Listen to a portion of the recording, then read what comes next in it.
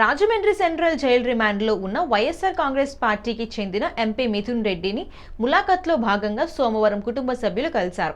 తల్లి స్వర్ణలత, చెల్లి శక్తిరెడ్డి, బావ అఖిల్ తదితరులు ఆయనను కలిసిన వారిలో ఉన్నారు.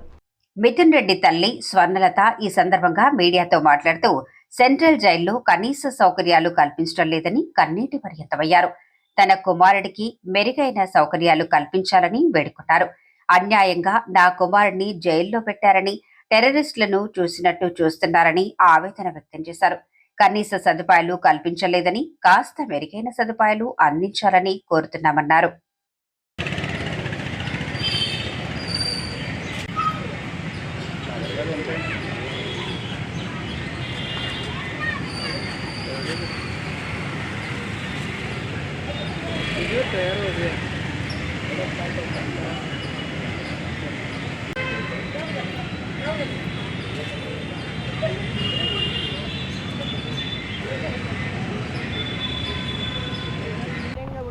ఉండాలని కోరుకుంటాను. నన్ను ధైర్యంగా ఉండాలని కోరుకుంటాను. నన్ను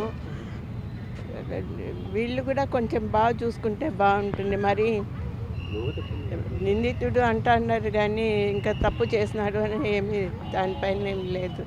కాబట్టి కొంచెం బాగా చూసుకుంటే బాగుంటుంది. మరి టెర్రరిస్ట్ను అట్లా చూసుకున్నట్లు లేకుండా బాగా చూసుకోవాలన్న కోరిక.